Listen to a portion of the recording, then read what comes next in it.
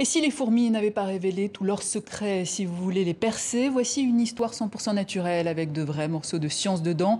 La guerre des fourmis aux éditions Équateur. Avec nous, l'un de ses auteurs, chercheur au CNRS et spécialiste de la biodiversité, Franck Courchon, bonjour. Bonjour.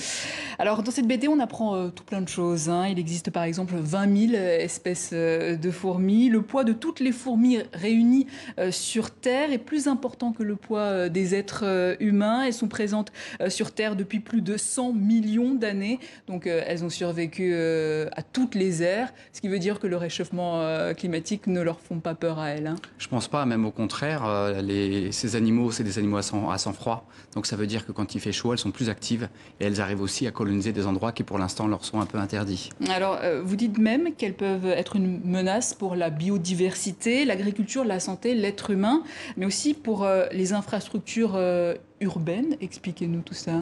Alors, les fourmis envahissantes, comme leur nom l'indique, c'est des fourmis qui vont hors de leur aire naturelle et qui posent des problèmes là où elles n'ont pas l'habitude d'être.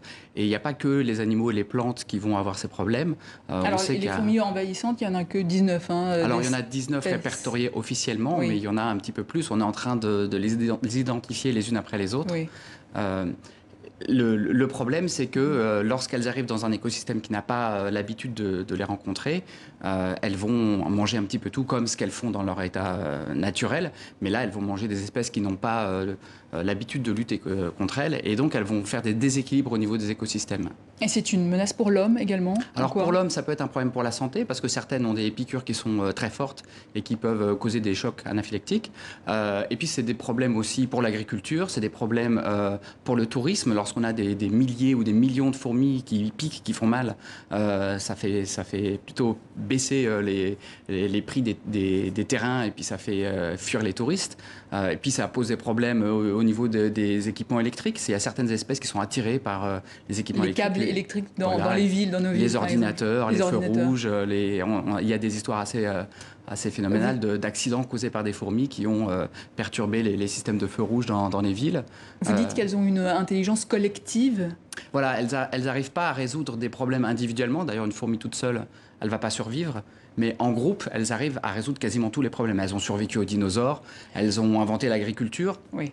Elles ont inventé l'élevage, elles ont inventé les arrêts de travail, les antibiotiques, etc. Donc elles sont vraiment très douées lorsqu'elles sont ensemble. L'élevage avec des pucerons d'ailleurs. Voilà, l'élevage de pucerons dont elles collectent le miella, un espèce de petit liquide sucré dont elles raffolent.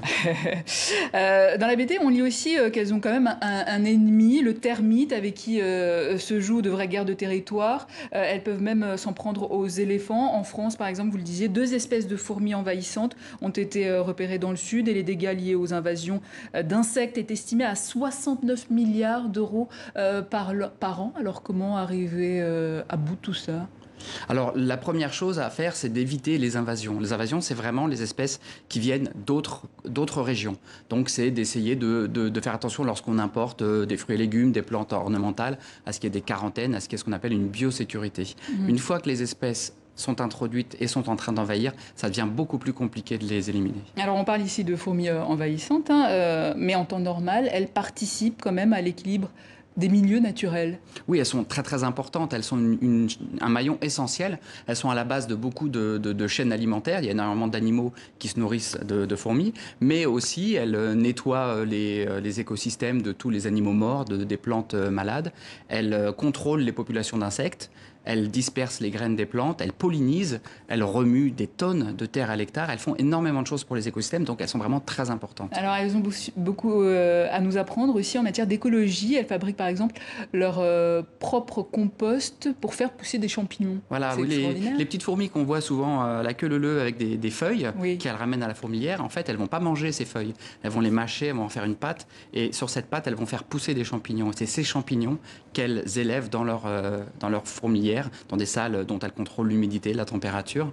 et elles se nourrissent de ces champignons. Et il y en a qui stockent de l'eau aussi, donc pas besoin de bouteilles en plastique pour elles. Voilà, il y a des fourmis gourdes dont le rôle est de rester accrochées accrochées au plafond de certaines salles dans des fourmilières en Afrique, en Australie, et de nourrir les autres en cas de sécheresse. Et donc ça veut dire elles sont organisées en société, c'est comme ça qu'elles arrivent à faire tout ce qu'elles font et tout ce que vous Voilà, elles ont des sociétés énormes avec des millions d'individus. Il faut imaginer comme des grandes villes.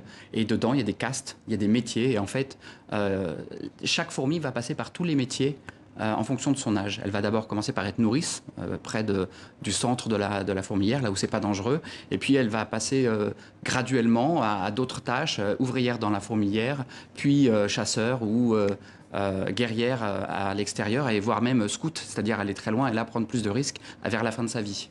Franck Courchon, merci. Je rappelle que vous êtes auteur de La guerre des fourmis aux éditions Équateur et les dessins sont signés Mathieu Huguetti.